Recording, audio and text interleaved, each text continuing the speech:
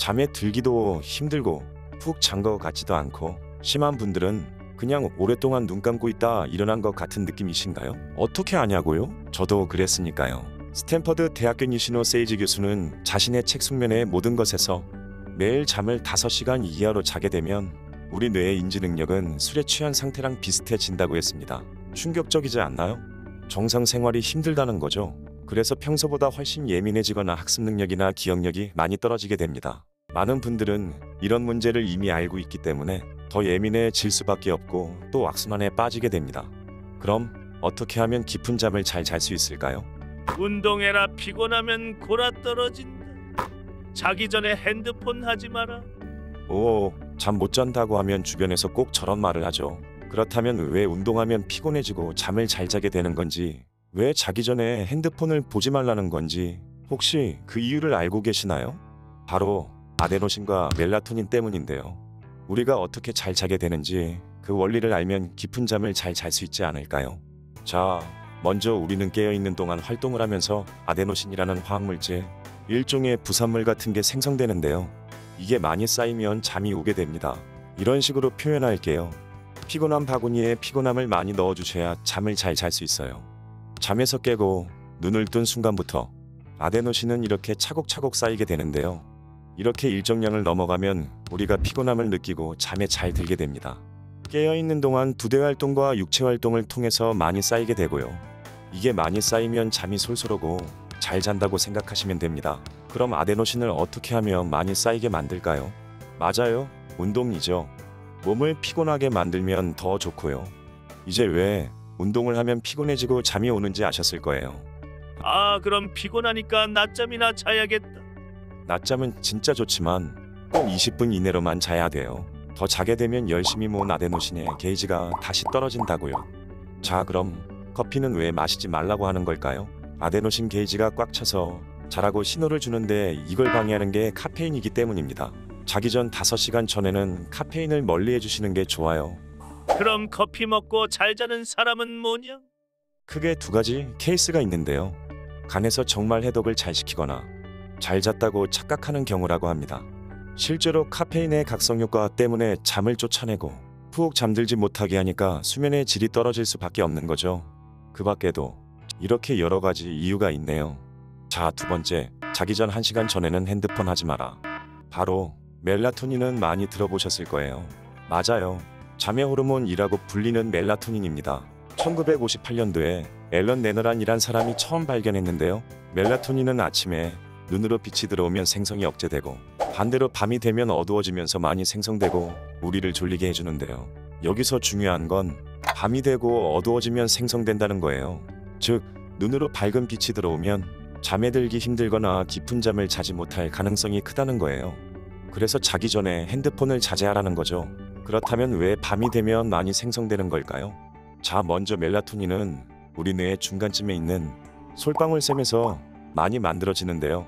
눈에 빛이 들어오면 시상하부라는 생체시계를 자극해서 열받게 합니다. 이 생체시계가 열받으면 뇌는 각성 상태로 변하게 되고 솔방울샘을 자극해서 멜라토닌 생성을 억제하는 거예요. 이게 잠에서 깨는 과정이고요. 그렇다면 반대로 우리가 잠에 드는 과정은 밤이 되고 어두워지면 눈으로 빛이 안 들어오게 되면서 생체시계가 비활성화되고 솔방울샘에선 멜라토닌이 형성돼서 잠이 솔솔 오게 되는 거죠.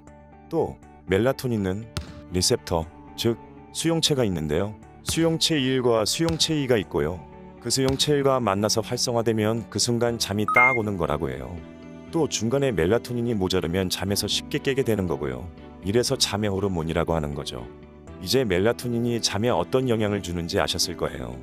그럼 멜라토닌은 어떻게 하면 많이 생기는 거지? 첫째로는 우리 몸에서 자연적으로 생성되고요. 음식으로도 섭취할 수 있고요. 약으로 섭취도 가능해요. 인간관계에서 좋은 관계를 유지하려면 좋아하는 행동을 하는 것보다 싫어하는 행동을 안 하는 게 중요하다고 하잖아요. 멜라토닌도 똑같아요. 멜라토닌이 싫어하는 거는 어떤 게 있을까요? 핸드폰 화면의 블루웨이브 파장은 강한 태양빛과 거의 같아서 조금만 노출돼도 멜라토닌 분비를 억제시켜요. 그리고 백해무익한 3중 세트, 술, 담배, 스트레스는 뇌를 각성시키는데요. 뇌가 각성되면 솔방울샘을 자극해서 멜라토닌 생성을 억제하는 거 이제 다 아시죠? 아니, 그럼 술 먹고 잘 자는 사람은 뭐야? 술이 입면 효과는 있지만 잠의 퀄리티는 낮아질 수밖에 없어요. 그 외에도 이렇게 여러 가지 이유가 있네요. 그리고 피곤해 죽겠는데 쓸데없이 일찍 잠에서 깨시는 분들은 침실을 암막 커튼을 이용해서 어둡게 만들면 도움이 되실 거예요. 두 번째는 음식으로도 섭취할 수 있는데요. 바나나, 호두, 아몬드, 토마토, 체리, 귀리, 피스타치오 등에 들어있는 트립토판 성분이 멜라토닌으로 만들어져요. 그럼 바나나 많이 먹어야겠구만. 자신의 건강 상태에 따라서 적당히 드셔야 돼요. 과하면 혹들나다가 혹 꽂힐 수도 있으니까요. 세 번째는 약으로 먹는 방법입니다. 한국에선 처방전이 있어야 하지만 미국이나 유럽에서는 마트에서 영양제처럼 살 수 있어요. 그래서 직구로 멜라토닌을 먹는 분들도 계신데요. 한국에서도 원래 구매가 가능했는데 2014년도에 전문 의약품으로 분류되면서 직구를 통해 구매하는 건 불법이라고 합니다. 수면 리듬이 깨진 분들에게 다시 수면 리듬을 찾아주는데 효과가 있다고 하는데요. 먹는다고 드라마틱한 효과가 나오는 건 아니고요. 2주 정도 같은 시간대에 꾸준히 드셔야 효과가 있습니다. 그렇다고 영양제처럼 계속 먹으면 안 되고요. 최장 12주 정도만 드셔야 돼요. 그리고 멜라토닌은 몇 시에 먹는가가 중요합니다. 예를 들어 내가 11시에 자고 싶다면 2시간 전쯤인 9시쯤에 먹는 게 좋습니다. 멜라토닌은 도대체 어디서 직구할 수 있지? 부작용이 있을 수 있으니까요. 멜라토닌을 드실 분들은 직구보다는 먼저 병원에 가서 상담하고 드시길 바랍니다. 근데 왜 하필이면 나이 들면 잠이 안 오는 거예요? 여기 나이가 들면서 멜라토닌 분비가 어떻게 변화되는지 나타내는 그래프인데요. 12개월 이전에 아기들은 멜라토닌 생성이 안 된대요. 그래서 밤낮 없이 우는 거고요. 그런데 20대를 기점으로 점점 떨어지기 시작해서 50에서 60대가 되면 멜라토닌 생성이 한창 때의 50% 정도 감소한다고 합니다. 그래서 나이가 들면 잠이 안 오는 거고요. 물론 여러 가지 이유가 있을 수 있지만요. 그리고 아까 말씀드린 수용체들도 같이 퇴화되기 때문에 더욱 깊은 잠을 자지 못하게 되는 것이지요. 그렇지만 지금까지 말씀드린 것들을 꾸준히 실천하시면 분명히 잘 주무실 수 있을 거예요. 멜라토닌은 보통 밤 8시에서 12시 정도에 왕성하게 생성되는데요. 근데 이때 눈으로 빛이 들어오게 되면 우리 뇌는 멜라토닌 생성을 다시 억제합니다. 빛은 멜라토닌의 스위치거든요. 즉 잠의 스위치이기도 하겠네요. 자, 이제 왜 자기 전에 핸드폰 하지 말라고 하는지 이제 다 아셨죠? 깊게 자지 못하고 중간중간 깨게 되는 이유도 바로 멜라토닌이랑 연관이 있다는 것도요. 이렇게 아데노신과 멜라토닌에 대해서 이야기해봤는데요. 어떻게 잠이 오는지 원리를 알고 나니까 마음이 조금 편안해지셨을 거예요. 그죠?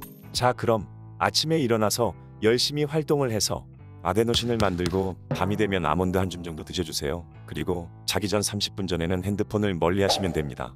간단하죠? 꾸준히 이 두 가지만 실천하셔도 딥슬립 하는데 큰 도움이 되실 거예요. 자, 바로 행동해볼까요? 행동하지 않으면 아무것도 바뀌지 않으니까요. 혹시 지금이 낮인가요? 밤인가요? 낮이신 분들은 얼른 햇빛을 쬐면서 산책 한 바퀴만 해보세요. 밤이시라고요? 핸드폰은 그만 놓아두고 주변에 아몬드가 없는지 찾아보세요. 많이는 드시지 마시고요. 아셨죠? 자, 오늘은 이렇게 잠에 연관이 깊은 아데노신과 멜라토닌에 대해서 알아봤는데요. 다음 영상에도 잠 잘 오는 이야기 만들어 오겠습니다.